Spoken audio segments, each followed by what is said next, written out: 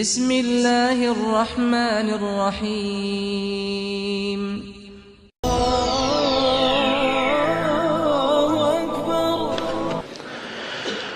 بابایشان شخص خدا به خبر بود، نماز نمیخواند، بعداً گاه نماز میخواند و گاه نمیخواند. او باید که قضاهایش را به جا بیارد، حساب خود را گم کرده است، باید چیکار کند؟ مصلحت دهید، التماس. خوب قضایی خواندن گیرد، البته معلوم است براش که چند سال نخوانده است، قضاییاش خواندن گیرد.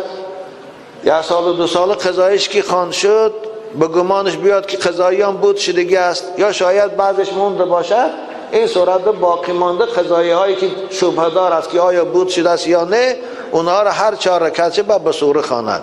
نمازهای 4 رکعتی فرضه هر 4 به سوره خواند. اما شام و ویتر چه خیلی کس هم که خواند. دیگه قضایی هر قدر که خواند و گمان، البته قضایی این حسابش گم شدن ندارد. شما 10 سال نماز نخوانده یا 15 سال نماز خودش معلوم استین، چین قوت تا خواند، چند قدرش که موند و فرصت تا نرسید، کسل شدید یا که وفات کردید، خداوند او را غفور و رحیم می بخشد. وقتی که شما در فکر قضایی خواندن بودید و فقط فرصت نیافتید تمامش کنه، خداوند او را می بخشد.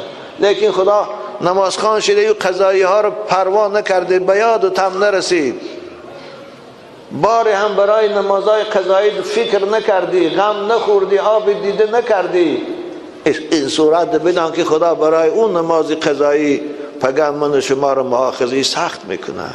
از این سبب بچهای عزیز، از چند سالگیتان لااقل از 15 سالگی بالاتان حساب کنه، قضاییش اگر مونده باشد خواندن گیرتان فایده میکنه، ضرر نمیکنه. زیرا که رسول اکرم گفتن روشنایی چشم من نماز است. اگر قضایی هم نشده باشد، قضاییاتان تمام شده که باشه، او حساب نفل ده میگذارد، نفل برای شما فایده